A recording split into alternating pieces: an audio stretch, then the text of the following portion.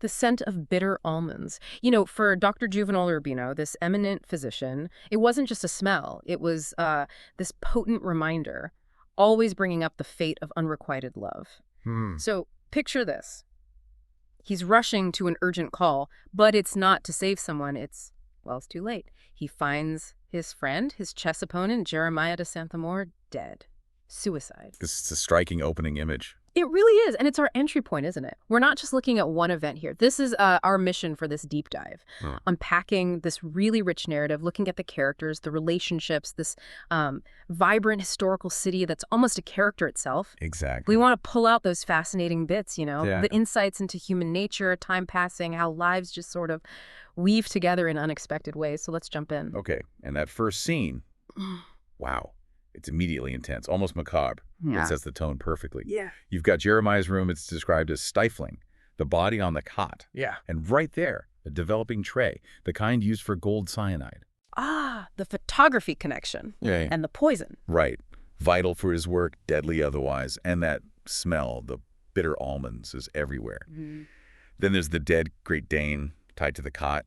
His crutches are nearby, and the windows are muffled, sealed with black cardboard. It's just suffocating. A very deliberate scene, isolated. Completely. A Yeah. carefully constructed little world for this final act. And Dr. Urbino's reaction when he walks in, it's very telling, isn't it? He sees the authority of death, and his first thought, his words are, "Damn fool, the worst was over."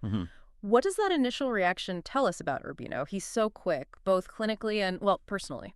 It shows this deep pragmatism, I think. He's a man of science, first and foremost. Yeah.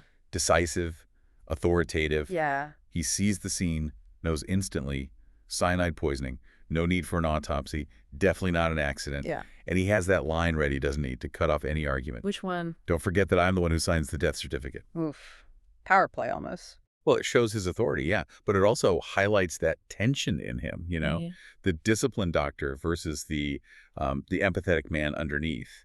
This discovery really forces him to confront his own world. That makes sense. And his wisdom isn't just medical. He tells this young intern something like, suicides over love almost always have crystals in their heart. Right. But then he stops. He realizes the suicide, Jeremiah's, wasn't about love, and his whole tone changes. What's going on there? What's implied? It implies something much deeper, much more hidden, doesn't it? It's the first hint that there are secrets here. Okay. We find out who Jeremiah was, at least on the surface. Antillean refugee, disabled war veteran, photographer of children, and his most sympathetic opponent in chess. Quite a resume. Yeah. And Urbino's first move, protect a friend's reputation, tells the press, report natural causes. Covering it up. And then there's that amazing exchange. The inspector calls Jeremiah a saint.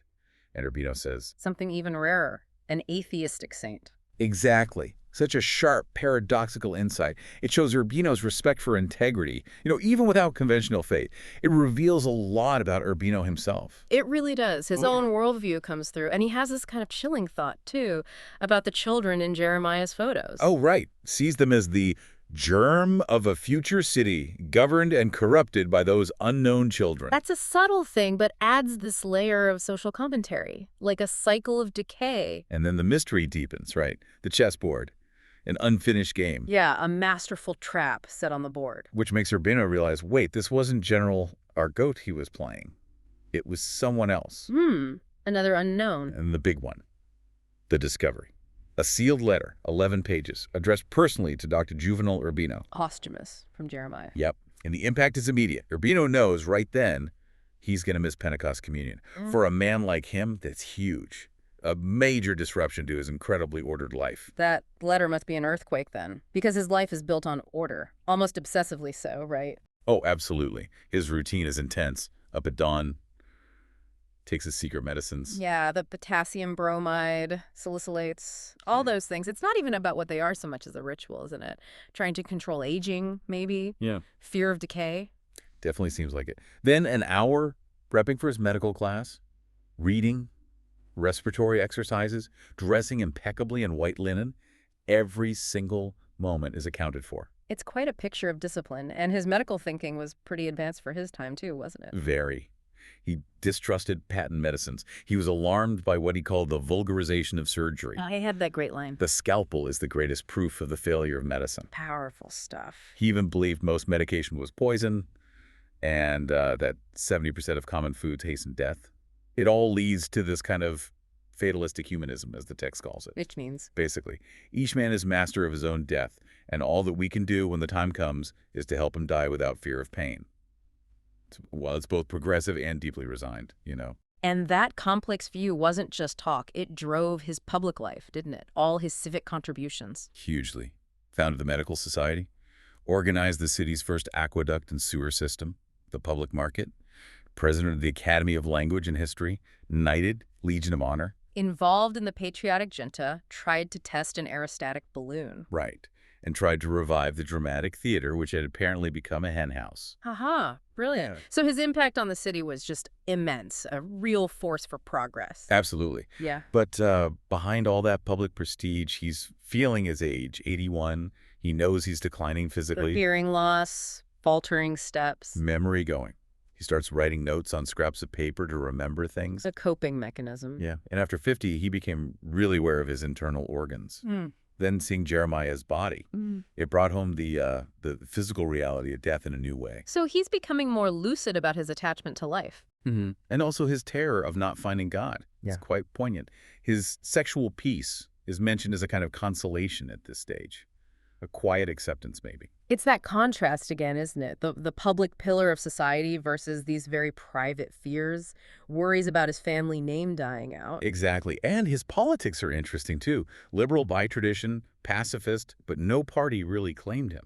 Shows that independence of mind. And those two unconformist actions always stand out. Right. Marrying Fermina Daza for love. And she was outside his social class. Big deal back then. Huge. And his weird interest in those gold-finding chickens. Yes. Those little details, they really make him human, don't they? Those moments where he steps outside the expected path. They absolutely do. And speaking of Fermina Daza, his wife, she's quite a character herself, really rounds out his world. She is 72 years old, and she has this irrational idolatry for tropical flowers and animals. Which, of course, is the total opposite of Dr. Urbino. He apparently had hatred of animals. Sets up some great domestic tension, I bet, and highlights that friction in their marriage. Definitely. Her love for animals was legendary. The house was basically a zoo. Dalmatians, cats, a monkey, birds, herons, a stag, even an anaconda. An anaconda! Wow! It's like her own wild spirit made real, contrasting with his need for order. Perfectly put. But then came the catastrophe. A rabid German Mastiff got loose, tore everything apart. Oh, no! Yeah, and that led to Dr. Urbino laying down the law. The famous no-talking animal rule.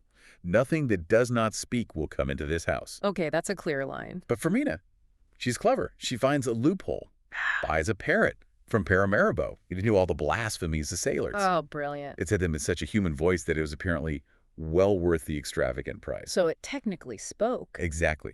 And what's amazing is Urbino, despite his rule, gets completely charmed by this parrot. He starts training it to speak French, recite the Latin Mass. Seriously, Latin Mass. Yep. And sing Yvette Gilbert songs. The parrot becomes famous, but then famously refuses to perform for the visiting viceroy. Just defies Urbino completely. That's hilarious. It's kind of a perfect metaphor for their whole marriage, isn't it? 50 years of this kind of dynamic. It really is. That parrot sums up their complex relationship beautifully. That mutual dependence, is it love? Is it convenience? The story makes you wonder. Yeah. And Fermina, dressing him as he got older, less capable, it's described as a happy return to childhood, treating him like a senile baby. Sound a bit much. Well, the text calls their domestic games mythical and perverse, but comforting. It suggests these deep, maybe strange ways that a long marriage just adapts, finds its own comfort in routines. And one of those routines, or rather a break in it, almost broke them up entirely, right? The soap incident. Ah, yes, the infamous soap incident. Such a trivial misery, but huge consequences. Urbino complains there's no soap, says it's been a week. He's exaggerating, though. Yeah, it was actually only 3 days. But Fermina just explodes. This rage at being found out in a mistake, furious denial. Pride, stubbornness. Totally. So he moves out, goes to the interns' quarters. They only communicate through their children, in silence. For how long? 4 months. Until he finally gives in and admits there was soap. Wow. 4 months over soap. It's such a human moment, though, that pride and then the quiet concession needed to keep things together. Exactly. All its messy glory. And as they get older, even their intimacy changes, adapts. There's that funny, tender detail about him starting to urinate sitting down, like her, just to keep the toilet room clean, because his aim isn't what it used to be. Little adjustments. Yeah. And she bathes him in this big wooden wash tub with mallow leaves and orange skins. Transforms him, it says, into a newborn child. Their conjugal dawns grew calm. They found this quiet peace in adapting to old age together. It's quite moving, actually. It is, which makes the arrival of Jeremiah's letter even more shattering to that peace. Right, back to the letter. What does it reveal? Okay, brace yourself. Jeremiah confesses his real past. He was a fugitive from Cayenne, the French penal colony. Not just an Antillean refugee, then. No, condemned for an atrocious crime. It even mentions eating human flesh. Whoa. Okay, that's dark. Extremely dark. And the biggest secret. For decades, he'd had a relationship with a woman, a haughty mulatta. Met her in a convalescent home in Port-au-Prince. She followed him to this city, and they lived this secret life together. All this time, Urbino had no idea. Apparently not. It completely redefines everything he thought he knew about his chess partner, his friend. And this secret lover. Her devotion sounds incredible, too. Urbino goes to see her, right? He does, and she knew everything. Knew about his plan to commit suicide, accepted it completely. Accepted it. Yeah. When Urbino says, basically, you should have reported him, her response is shocking. I loved him too much. Wow. She understood his vow, I will never be old, meant he'd die at 70. She helped him through cruel suffering in his last 11 months. Even the dog, Mr. Woodrow Wilson, died with him. By choice, it seems. Unbelievable. And she's so stoic. Tells Urbino she won't go to the funeral, won't cry. She'll just live on in their shared home, their death trap of the poor. It's this incredibly profound, unconventional love story. As complex as anything in Urbino's own life. Absolutely. And this is where things take that sharp, ironic turn. Remember the parrot. Fermina's parrot, the one that speaks Latin Mass. That's the one. Well, he escapes. Yeah. Flies up into a mango tree. Yeah. And he will not come down. Just sits up there shouting defiant things like, long live the Liberal Party, damn it. Still causing trouble. Always. So Dr. Urbino, maybe distracted by the letter, maybe just wanting a win, calls the new fire department. It's described as his most recent civic pastime. Oh dear, this sounds like it's going to end badly. Well, the attempt to get the parrot back is chaos, causes even more damage to the house. But Urbino climbs up himself. After the fire department? Seems so, maybe onto a ladder. He reaches out, catches the parrot, shouts triumphantly, "Sayes!" That's it. And in that exact instant, he falls. Dies right there. No last rites, no communion, no proper goodbyes. Oh my God, the parrot. The parrot, the very animal he supposedly hated but took such pride in training, the irony is just immense. And his last words, to Fermina. Heart-wrenching.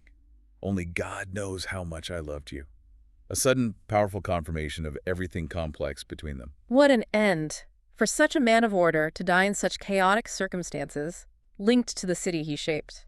And the city itself, it looms so large in this story, doesn't it? It feels like another character. Described as burning dry, flowers rusting, salt corroding everything, slow aging among withered laurels and putrefying swamps. You feel that weight of history, the slave market past, the viceroys, that sunken galleon, the San Jose, symbolizing a city drowned in memories. Yeah, the past is always present. You see it even in small social details, like that Pentecost Sunday luncheon for Dr. Olivella's anniversary. The one with the gold nugget chickens. That's it. All these grand preparations, luxury liners, bringing food. Then a sudden storm hits. Turns the whole thing into a rout. Everyone's crammed together. Forced promiscuity of seating. A metaphor for the city. Grand plans. Unexpected chaos.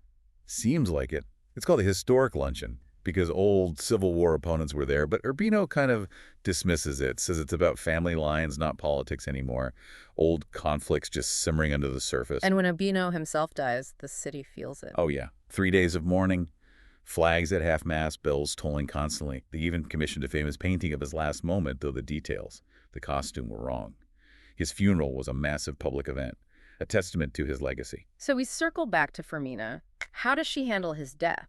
Her grief is immediate, intense, very different from how she reacted to Jeremiah's death, but she's also incredibly strong. Resilient. Totally. Handles all the arrangements, insists on a private vigil at home, refuses to let his body be displayed publicly, and there's this quiet, intimate moment where she puts her wedding ring on his finger. A final connection. Yeah, and tells him, we will see each other very soon. And then the twist. And then the big reappearance. Florentino Ariza, he'd been there at the wake, but kind of in the background, unseen by Fermina initially. Who is he exactly in this context? He's presented as this useful and serious old man, helped manage the wake very capably, 76 years old. Bony, upright, meticulous about his appearance, dark suit, romantic mustache, hair carefully arranged. And he has a secret? A huge one.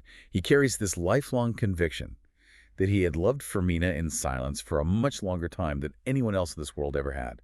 The stage is absolutely set. For a moment, decades in the making. Precisely. The house empties out. It's quiet. Florentino Ariza confronts Fermina, and he just lays it out there, no hesitation. What does he say? Fermina, I have waited for this opportunity for more than half a century to repeat to you once again my vow of eternal fidelity and everlasting love. Wow. After 50 years, just like that. The timing. Incredible audacity, isn't it? Her husband barely cold. How does she react? Pure fury initially. Tells him, get out of here.